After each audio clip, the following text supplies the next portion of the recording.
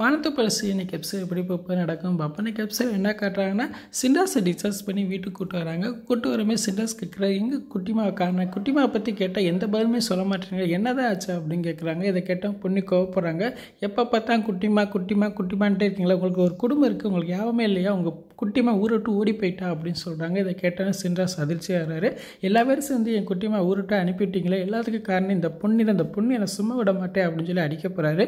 உடனே முத்தையா புலிக்குட்டி எல்லாருமே தடுக்கிறாங்க. அப்போ பொண்ணி சொல்கிறாங்க, நீ அடித்து கொல்லி எதுக்கு தான் நீ காத்துக்கிட்டு இருக்கா அப்படின்னு சொல்லி அவங்களும் பெரிய வாக்குவாதம் பண்ணிக்கிட்டு இருக்காங்க. அதுக்கப்புறம் பார்த்தா துளசி தான் காட்டுறாங்க. துளசி வேறு ஊரில் போய் ஒரு இடத்துல தங்கியிருக்காங்க.